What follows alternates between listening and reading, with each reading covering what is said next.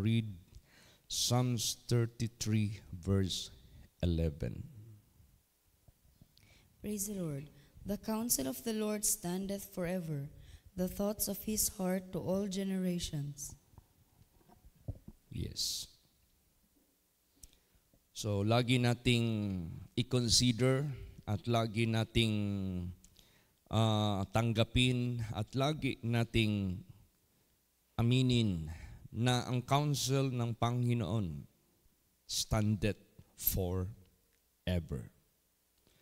Ang ibig sabihin nito, since He is eternal, lahat ng kanyang mga counsels o kanyang payo o kanyang mga banal na salita, doon man sa langit, dito man sa lupa, at saan mang universe na ito, ang kanyang salita ay tatayo ng walang hanggan. Maliban dyan, universe were created by His words. No? Ang lahat na lalang sa kanyang banal o sa kanyang salita. The word spake and it was done. So, ganon ka accurate, ganon ka faithful, ganon ka powerful ang counsel of the Lord. Standeth forever. The thoughts of His heart to all generations. So, ibig sabihin yan, there are how many thousands of generations were passed, and there might be thousands of generations might come sa mundong ito. His thoughts and His heart shall be unto all of them. Yung concern ng Diyos sa pagliligtas sa lahat ng henerasyon will never fade away. Tingnan mo yung kanyang gospel. This gospel shall be preached unto the whole world as a witness unto all nations, and the end shall come. Hindi ba ma-end yung kanyang counsel, yung kanyang precious words, yung kanyang gospel hanggang matapos ang mundong ito. Until the end. Teaching them to observe all things whatsoever I have commanded you, and lo, I will be with you even unto the end of the world. So yung kanyang thoughts shall be unto all generations. And we are including that generation. Kaya tayo na naniwala na sa Kanya, samantalahin na natin ang privilege. No? Let us grab this opportunity at huwag natin itong pahilagpusin mula sa ating mga kamay. Paghawak na natin ito, atin na itong panatilihin at hanggang sa katapusan ng ating buhay, ayon sa kanyang sinabi, he that shall endure unto the end, the same shall be saved. Be thou faithful unto death, you will receive the crown of life. Kaya, napaka-importante ang kanyang counsel na ito po ay tatayo ng walang hanggan. Darating man ang panahon, maraming sisibol, maraming mangyayari sa mga tao sa sanglibutang ito. Posible sila'y magsasalita, sila'y magde-declare, sila'y magpapahayag ng kanilang sariling opinion, at posible ito ay nagkaroon ng conflict kahit paman sa mga counsels ng Diyos. Salungat ba? Kabaliktaran. Huwag tayong maniwala sa kanila. Huwag tayong sumunod sa kanila. Manatili tayong maninindigan sa counsel of the Lord. Dito tayo magpakailan paman. Kasi ito yung legit, ito yung tatayo forever. Ito yung magwawagi. Darating man ang panahon, tataas man ang kaalaman ng mundong ito, sasalita man sila ng mga salungat sa counsel of the Lord, wag natin silang paniwalaan. Wag natin silang ipagpalit sa katotohanan tapos doon tayo maniniwala. Wag na wag nating gagawin yan. Bakit? Basahin natin Proverbs 19:21. Praise the Lord. There are many devices in a man's heart. Nevertheless, the counsel of the Lord that shall stand. Iyan. Maraming devices sa puso ng tao. Tingnan mo yung mga scientist. Dahil sa kanilang obserbasyon sa lahat ng mga nakikita dyan sa outer space, yung malayo na dito sa Earth, there are thousands of miles and kilometers. They traveled by rockets, by using space camera, para na rin silang nakarating doon sa mga lugar dahil napoproject yung mga hindi nakikita natin by naked eyes. Pero dahil dyan, sa technology na yan, sa device na yan, malayo na yung nararating nila. Sometimes they promote another planet. Sometimes they promote another colony. Sometimes they promote another place to live in.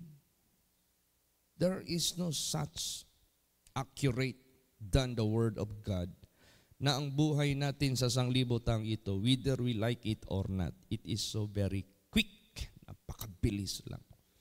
And He has prepared for everyone eternal habitation, eternal place of abode, eternal glory, eternal life, eternal riches, eternal peace, eternal joy. Ang Diyos pa rin ang masusunod.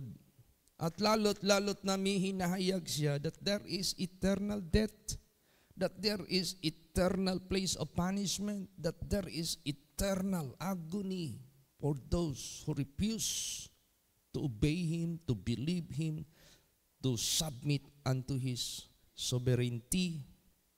Merong kaparusahan. Sinabi yan ng Diyos lahat. Hindi yan tinago ng Diyos. Kaya nga sinabi niya, I set before you two things, life and death, curse and blessing. Pero anong sabi ng Diyos? Choose life. Piliin niyo yung buhay. Nararamdaman ng Diyos.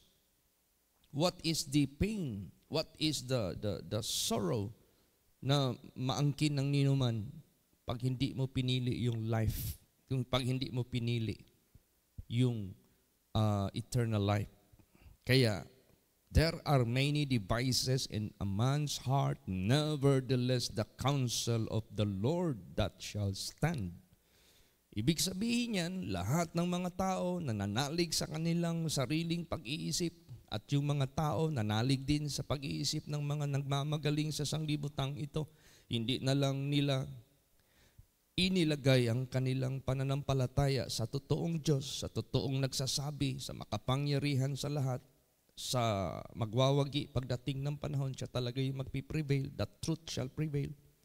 Alam mo anong mangyayari sa mga tao pag ganun? Tingnan mo yung the rich man and Lazarus na kinwinto ng ating Panginoong Hesukristo.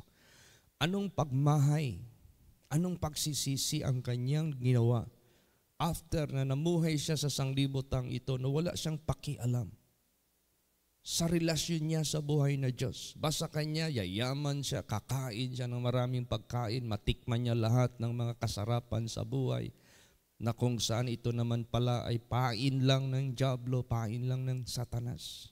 Samantalang si Lazarus, naghihirap sa buhay niya, that is indication, hindi niya sinunod, pinulfill yung lust of the flesh, lust of the eyes, and pride of life. Ginawa niya yung kalooban ng Diyos. Kaya nga sabi ni Paul, if we suffer with Christ, we shall also reign with Him. The suffering of this present time are not worthy to be compared of the glory that shall be revealed. So ano ngayon ang nangyari kay Lazarus? Full of thankfulness, full of giving praise and glory to God. Kumbaga pa, hindi ako nagkamali, hindi ako nagsisisi, hindi ako nagkamali sa aking pananampalataya sa Diyos. Nung nabubuhay pa ako, hindi ako nagkamali sa pag-ibig ko sa Diyos, hindi ako nagkamali sa pagsunod sa turo ng Diyos. Samantalang yung rich man, nagkamali ako, nagsisisi ako. Kaya kung maaari lang, padalhan niyo ng isang sugo doon sa sanglibutan para yung mga buhay pa ng mga kapatid ko hindi makarating dito sa lugar ko. He is already recommending life. Kasi naranasan niya ang hirap. But pag pinagsisihan niya na wala ng lunas, o kaya yung counsel ng ating Panginoong Diyos, siya talaga yung totoo. Siya talaga yung magpiprevail. Ang dami mang mga man's devices sa sanglibutang ito. Huwag tayong magpadala dyan. Making themselves to be wise, they became fools. The wisdom of this world is foolishness with God. Kaya, ang counsel ng Diyos ang siyang mag-stand. Tsaka ano yung decision ng Diyos, siya yung mangyayari. Pag sinabi ng Diyos, I am going to end the earth, tapos ito lahat. Susunugin niya ito. Liligpitin niya ito. Ganun yan. Pag sabihin ng Diyos na I am going to make the finality of everything, wala nang mag-exist na tao, wala nang next generation, mangyari yan. Pag sinabi niya lahat, i-resurrect ko na at ibibigay ko na sa kanila ang eternal place of abode nila, mangyayari lahat yan. Panahon na parangalan ko yung naniwala sa akin at umibig sa akin dahil sumunod sa akin, paparangalan ko sila sa aking kaharian. Mangyayari lahat yan. Lahat ng counsel ng Diyos will stand. Ganun. Kaya walang makakaano niyan, walang makakabali niyan. Kaya basahin natin yan. Isaiah 14:24. Praise the Lord. The Lord of hosts hath sworn, saying, Surely as I have thought, so shall it come to pass, and as I have purposed, so shall it stand. Yes. Alam mo, ang banal na salita ng Diyos, ang counsel ng Diyos, ito yung paghahayag ng kanyang pag-iisip. Ito yung paghahayag ng kanyang purpose. Ang salita ng Diyos, na naanatanan din ha, gipadayag na sa Diyos, unsay iyang huna-huna, unsay iyang purpose, unsay purpose. Unsay purpose sa Bisaya? Katuyuan. Kung sa Tagalog pa, yung kanyang layunin. Yan lahat, hinayag na niya sa banal na salita niya na nakasulat dito sa Biblia. At yan lahat ay ang masusunod. Walang makakahinto, walang makaka-disannul. Basahin natin yan. Isaiah 14:27. Praise the Lord. For the Lord of hosts hath purposed, and who shall disannul it? And his hand is stretched out, and who shall turn it back? Ganun. Ano yung purpose niya? Walang sino mang makakahinto, makakapigil, walang tao, walang creature sa sanglibutang ito na magsasabi na hindi yan totoo, sinungaling yan, hindi yan matutupad, dito kayo maniwala sa akin, ako ang totoo. Wala na. Wala nang makakadisannul. And his hand is stretched out. And who shall turn it back? Pag sinabi ng Panginoong Diyos, I have to finish everything. Wala na makaka-turn it back. Pag sinabi niya, I will resurrect the wicked and their souls will be cast into the lake of fire. Wala na makakapigil niyan. I will resurrect in the first resurrection those children of mine who died in my name in their faithfulness and loyalty unto me. I will resurrect them in the first resurrection, and they shall be with me forever and ever, and they have no more worries of the second death. Mangyayari yan. I will change the bodies of all faithful of my people when they are caught at my coming. Unmovable, I will change them from corruptible to incorruptible. In a twinkling of an eye, I will change their bodies from physical to spiritual, and they shall be going up to me in the air, but they will not overtake those who slept with me. Yung bang natulog with Christ, sila yung mauna. sunod yung rapture. O kung tawagin, caught up in the air. Mangyayari lahat yan. Walang dyan, walang kulang, walang sobra dyan. Sigurado yan. Kung tayo ay naniwala at nanalig sa Diyos, mangyayari lahat yan.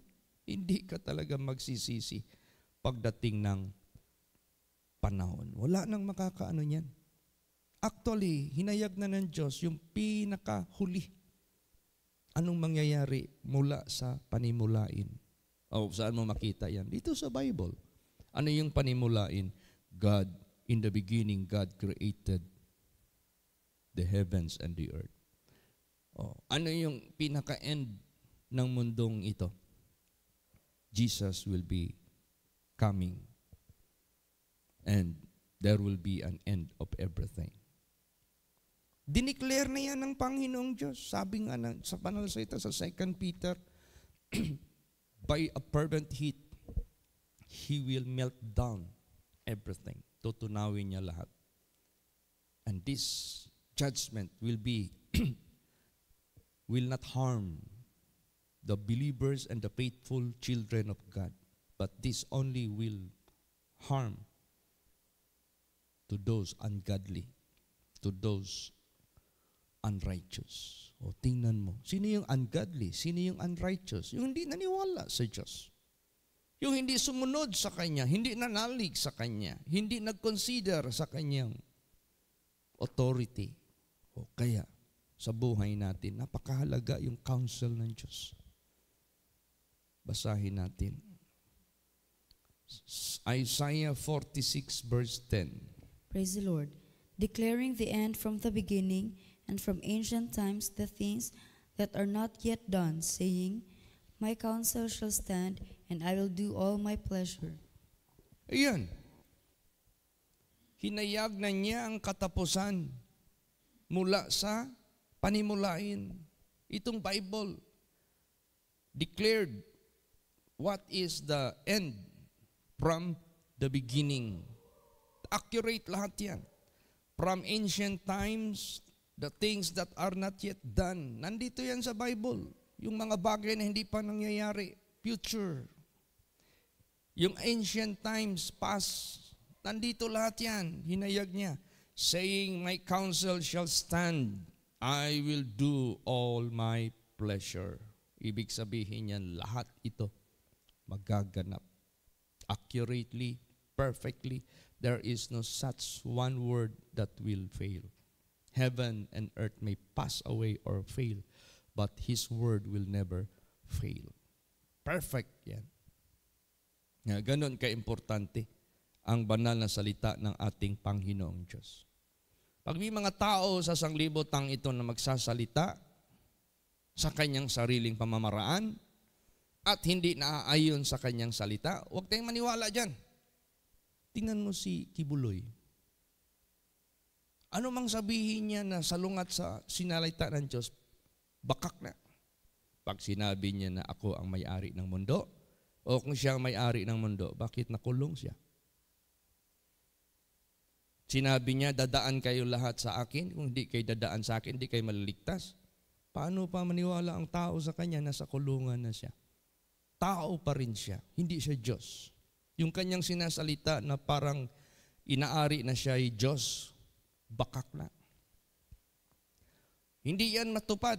Hindi yan pahintulutan ng Diyos na matupad. Or else, sinasagasaan na niya ang katotohanan ng Diyos. Kaya, importante ang salita ng Diyos, ang sentro ng ating stand, sentro ng ating doctrine, sentro ng ating susundin. Kaya nga lagi kong sinasabi sa inyo, magbukas kayo ng Bible lagi.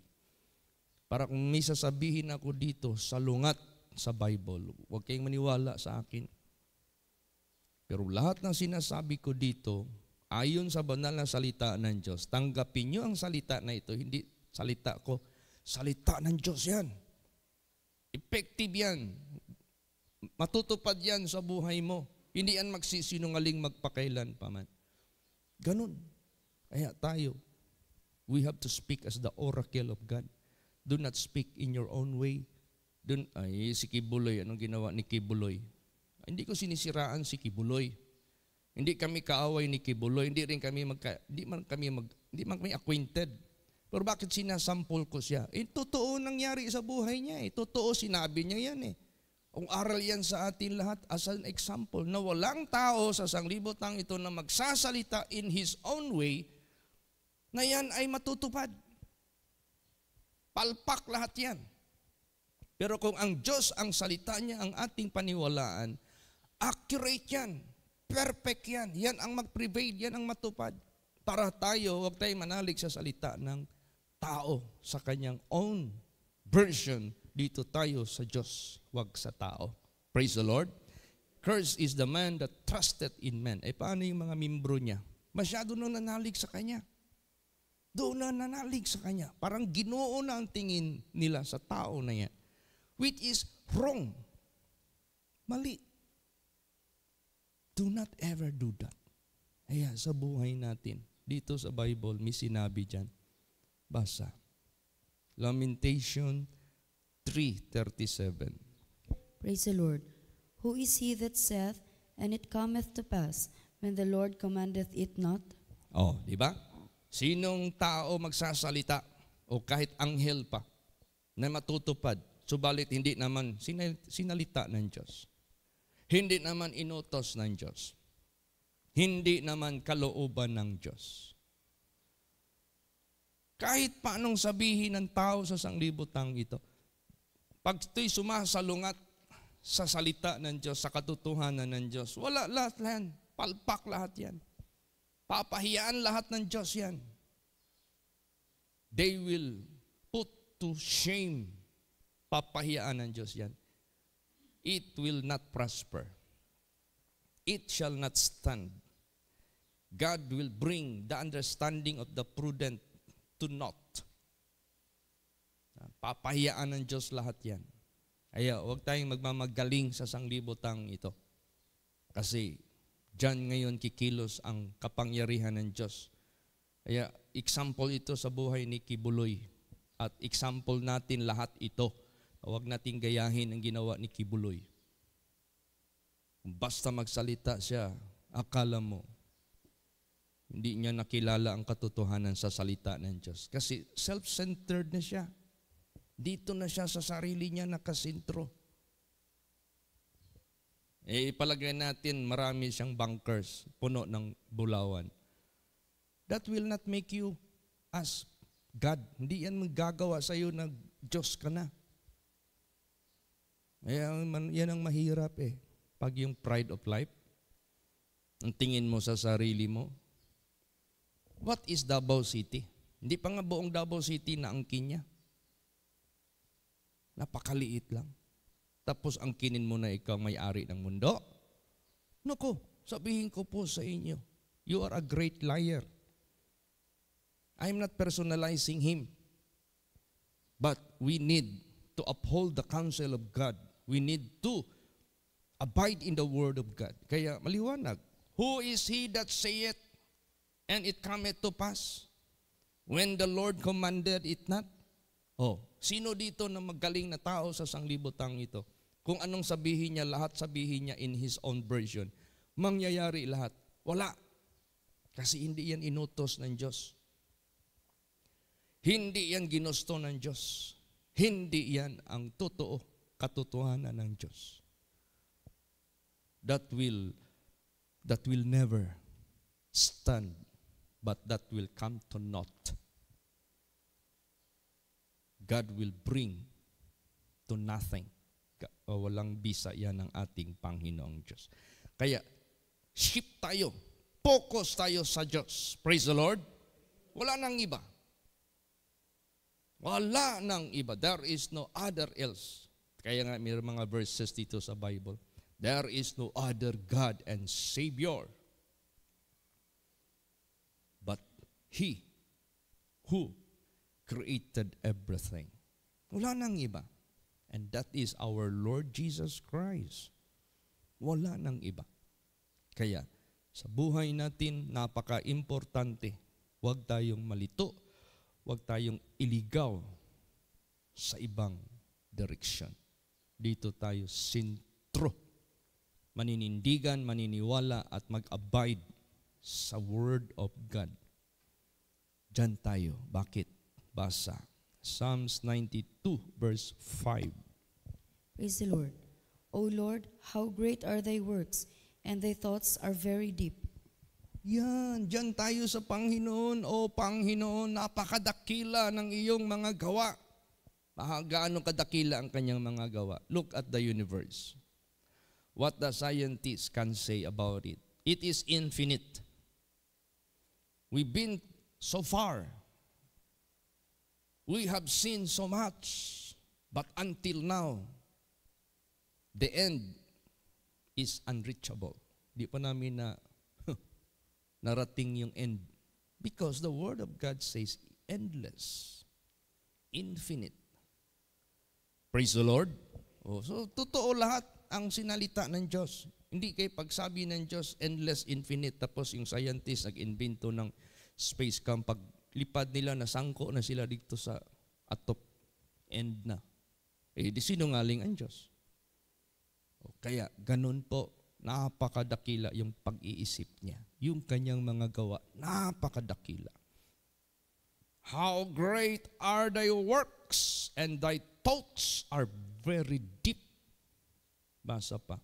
Isaiah 55:8 hanggang 9. Praise the Lord. For my thoughts are not your thoughts, neither are your ways my ways, saith the Lord. For as the heavens are higher than the earth, so are my ways higher than your ways, and my thoughts than your thoughts. Yan, you cannot rely in your own thoughts, you cannot rely in your own version, you cannot rely on your own way. If we make some comparison between the thoughts of God and our thoughts, naku, sabihin ko po sa inyo, napakalawak, napakalaki ng agwat. Kung gaano kalayo ang langit mula sa lupa, ay gaano ba talaga kalayo yung langit mula sa lupa? Beyond measure. Ganong kalayo. Ay huwag mong panindigan yung thoughts mo, yung own way mo. Do not rely on it, neither brag yourself in your own version, but rather let us submit to God. Let us believe God. Let us obey God. Let us worship God. Let us glorify God. Let us magnify God. Praise the Lord. Siya lang, wala nang iba. That is the so-called proper na dapat nating ipakita sa Diyos. Grabe yung pag-iisip ng Diyos for our sake. Why Jesus Christ was born? Why Jesus Christ took the flesh? Dahil meron siyang nakita sa atin na dapat mabago, dapat mapigilan yung kasalanan na maghahatid sa atin sa ikalawang kamatayan. Yun ang gusto niya tanggalin sa buhay natin. Yun ang gusto niyang hintuin sa buhay natin at mamatay tayong lahat sa kabanalan at kalinisan. Bakit? Anong iniisip ng Diyos? Basa. Jeremiah 29 verse 11. Praise the Lord. For I know the thoughts that I think toward you, saith the Lord, thoughts of peace and not of evil, to give you an expected end. Yan ang kanyang thoughts. Para sa iyo, para sa akin, para sa lahat ng mga tao sa mundong ito, thoughts of peace. He is not harmful. He is not killer. He is not so-called extortioner. No. He is so kind. He is so loving. He is so good. He is so caring. For I know the thoughts that I think toward you, saith the Lord, thoughts of peace and not of evil, to give you an expected end. God is looking our expected end. What is the expected end that God is thinking for us? Ano ang iniisip ng Diyos na katapusan na iniisip niya para sa atin? Pag sinabing katapusan, that is the finality of eternal destiny. Bakit matawag mo yung end? Because after that, no more next. Wala nang next.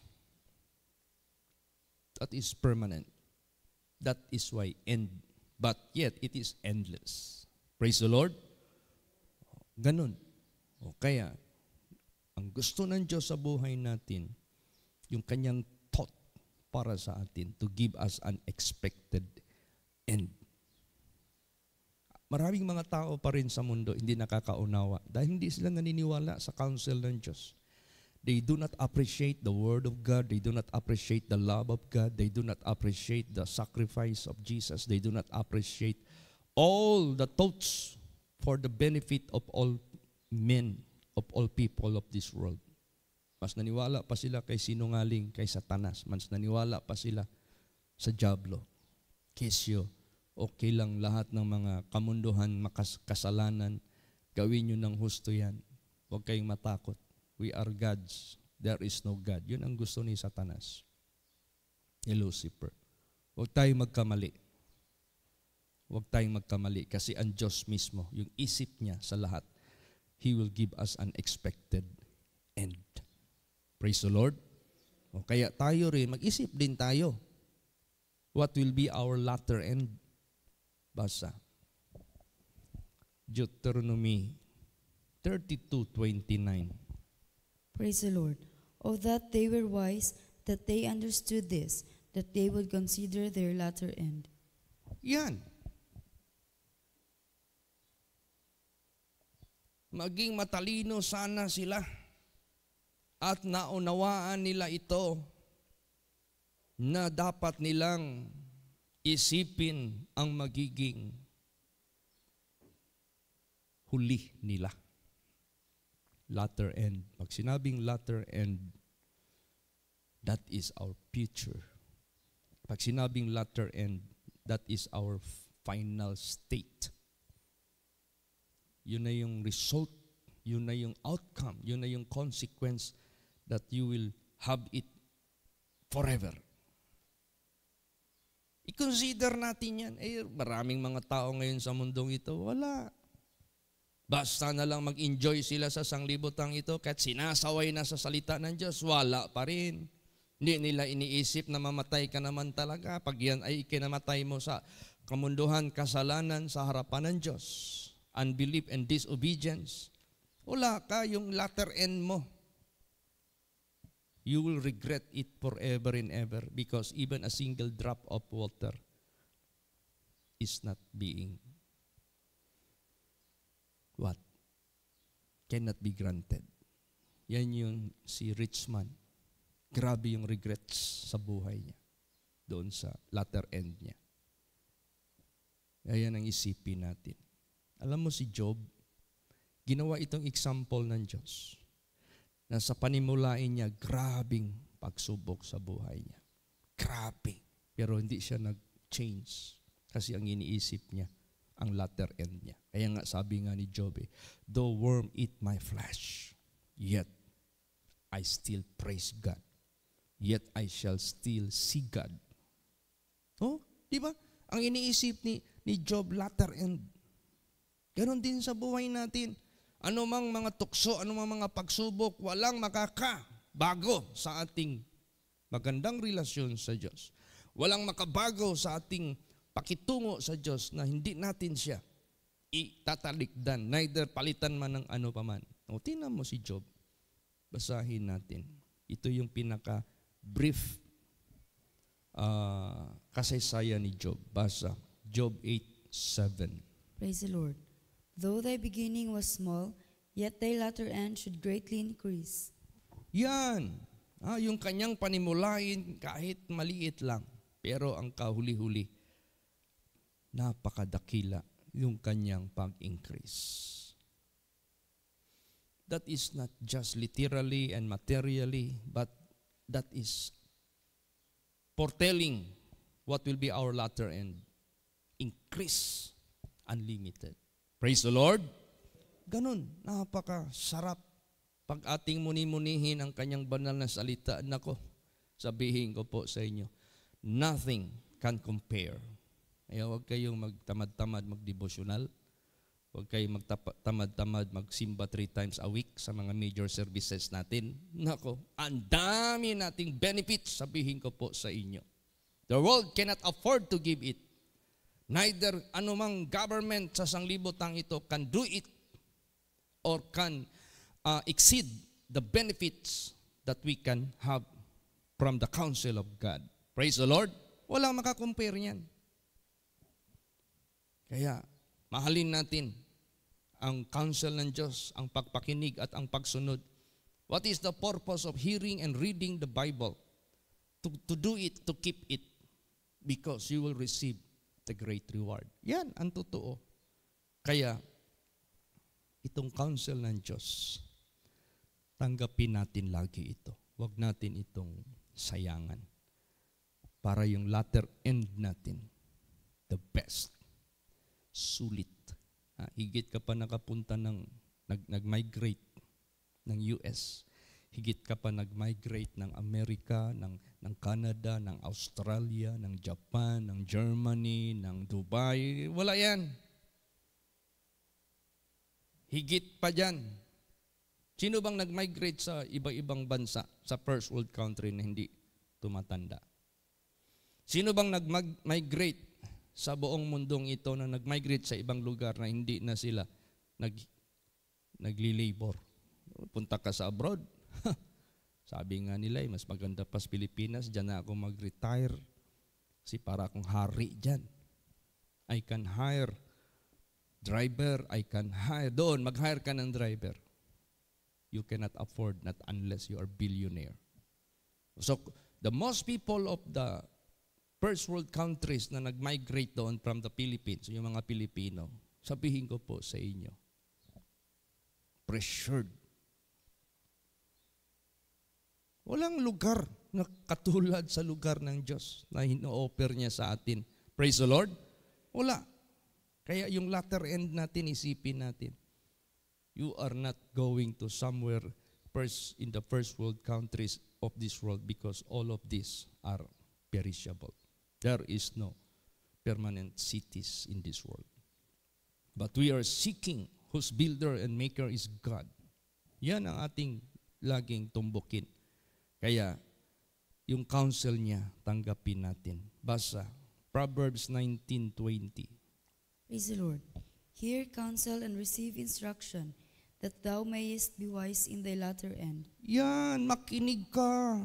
Tanggapin mo ang instruction. Kaninong counsel?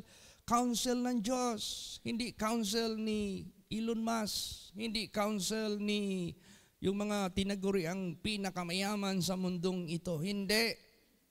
Counsel ng Diyos. Yes, Elon Musk made a company X Space. Saan man yan? Saan man lang yan makarating? Hindi man yan maghatid sa iyo sa eternity. You might see the atmosphere of the outer space, but you cannot live there longer. Gugutumin ka man doon.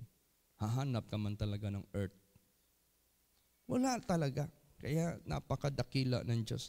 Hear counsel and receive instruction that thou mayest be wise in thy latter end. Kasi ang Diyos ang magbibigay sa iyo ng expected end. Last verse. 2 Peter 2:20. Praise the Lord. For if after they have escaped the pollutions of the world through the knowledge of the Lord and Savior Jesus Christ, they are again entangled therein and overcome, the latter end is worse with them than the beginning. Yan. Warning ito sa atin. Tayo na naka-experience na ng bagong buhay, tayo na nakaalis na sa pollution of this world, tayo na nakaranas na sa buhay na banal, tayo na nakarating na sa banal na dako, tayo na na-enlighten na sa banal na salita ng Diyos, huwag na tayong bumalik sa ating kamunduhan, sa ating kasalanan. At that is happening to many churches today. Bumalik sila sa kamunduhan. Bumalik sila sa way of the world. They adopt the ways of the world. They live the ways of God, the old path. kumbaga, kung tawagin. But, ano yan? For if after they have escaped the pollutions of the world through the knowledge of the Lord and Savior Jesus Christ, they are again entangled therein. Naka-escape ka na. Bumalik ka pa. Nagpasakop ka uli. And overcome, dinaig ka na naman ng mundo. The latter end is worse with them than the beginning. Worse. Ang iyong, bakit worse? Impierno. There is no such thing that will bring you to worst impierno. There is no such place for you to become better of your latter end, greater heaven, the kingdom of God. Kaya mga anak sa Diyos, huwag tayong magpakabubo sa counsel ng Diyos. Huwag tayong magpakabingi sa counsel ng Diyos. Huwag tayong mag-isi-isi sa pagtanggap ng instruction ng Diyos. This is sweeter than honeycomb. This is precious than fine gold. Ito na ang pinaka super beneficial. Kaya the counsel of the Lord standeth forever. The thoughts of His heart to all generations. Praise the Lord. Magsitayo po ang lahat.